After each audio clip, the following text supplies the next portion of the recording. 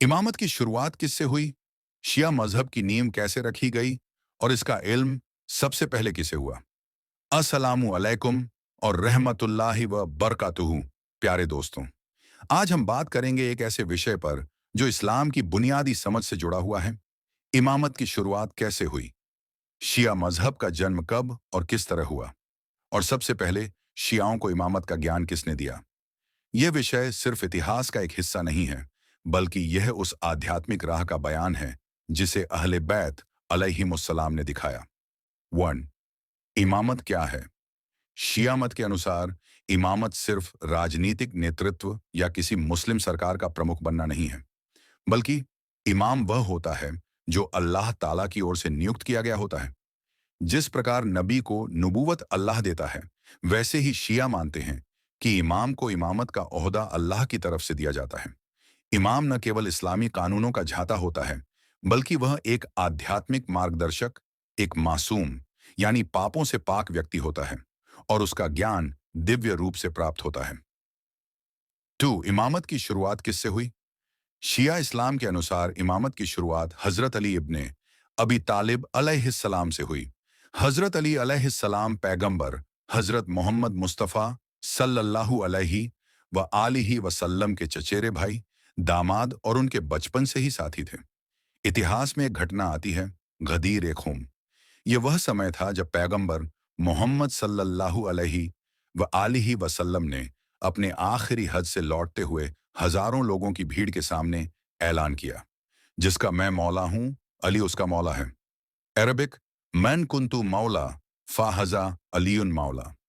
शिया मुसलमान मानते हैं कि यह बयान सिर्फ मोहब्बत का इजहार नहीं था, बल्कि यह एक सरकारी और आध्यात्मिक नियुक्ति थी। यहां से इमामत की शुरुआत हजरत अली अलैहिस्सलाम के माध्यम से हुई। 3. पैगंबर ने किसे इमाम बताया और क्यों?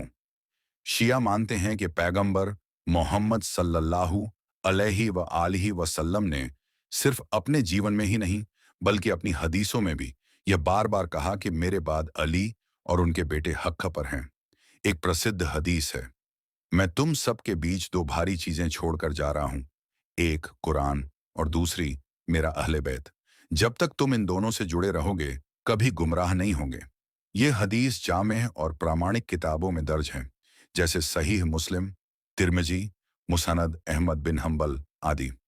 4. शिया मजहब की नींव कैसे रखी गई? शिया मत की नींव असल में पैगंबर मोहम्मद सल्लल्लाहु अलैहि व आलिहि वसल्लम के जमाने में ही पड़ चुकी थी, लेकिन इसका स्पष्ट रूप करबला की घटना के बाद सामने आया, जब इमाम हुसैन इब्ने अली अलैहिस्सलाम ने जुल्म और जाबिर हुकूमत के खिलाफ खड़े होकर सच, हक और इंसाफ की आवाज बुलंद की। तो बहुत से मुसलमानों को यह एहसास हुआ कि सच्चा इस्लाम वही है जो अहले बैत के जरिए बचा। करबला के बाद इमामत का सिलसिला यूं चला, इमाम अली अलैहिस्सलाम, इमाम हसन अलैहिस्सलाम, इमाम हुसैन अलैहिस्सलाम, इमाम अली जैनुल आबिदीन अलैहिस्सलाम, इमाम मोहम्मद बाकिर अलैहिस्सलाम, इमाम जाफर सादिक अलैहिस्सलाम और आगे। हर इमाम ने अपने समय में इल्म, तालीम और आध्यात्मिकता को आगे बढ़ाया। 5. शिया कौन थे और किसने उन्हें बताया कि इमाम कौन है? शिया शब्द का अर्थ है पक्ष या समर्थक। शिया ए अली का मतलब है हजरत अली अलैहिस्सलाम के समर्थक। सबसे पहले यह नाम खुद पैगंबर मोहम्मद सल्लल्लाहु अलैहि व आलिहि वसल्लम ने इस्तेमाल किया। हदीस में आता है, ए अली, तुम और तुम्हारे शिया कयामत के दिन जन्नत में रोशन चेहरों के साथ होंगे। सोर्स, तफसीर अल दुर अल मंथुर, जलालुद्दीन सुयूती। इसलिए यह कह पाना सही होगा कि शियाओं को इमामत का इल्म खुद पैगंबर मोहम्मद सल्लल्लाहु अलैहि व आलिहि वसल्लम ने दिया। उसके बाद हर इमाम ने अपने जमाने के लोगों को बताया कि अगला इमाम कौन होगा। जैसे इमाम हुसैन अलैहिस्सलाम ने अपने बेटे इमाम अली जैनुल आबिदीन अलैहिस्सलाम को इमाम बताया। उन्होंने इमाम मोहम्मद बाकिर अलैहिस्सलाम को, और यह सिलसिला 12वें इमाम इमाम मोहम्मद अल महदी अलैहिस्सलाम तक जारी रहा। 6. इमामत और आज का दौर शिया मानते हैं कि 12वां इमाम इमाम मोहम्मद अल महदी अलैहिस्सलाम अब भी जिंदा हैं, लेकिन अल्लाह के हुक्म से पर्दे में हैं। यह दौर गैबत कहलाता है। शिया इस बात पर यकीन रखते हैं कि जब दुनिया जुल्म और फसाद से भर जाएगी, तब यह इमाम दोबारा प्रकट होंगे और इंसाफ, अमन और हक का निज़ाम कायम करेंगे।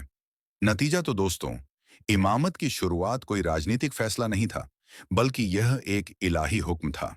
पैगंबर मोहम्मद सल्लल्लाहु अलैहि व आलिहि वसल्लम ने अपने बाद अहले बैत को उम्मत की रहनुमाई के लिए छोड़ दिया।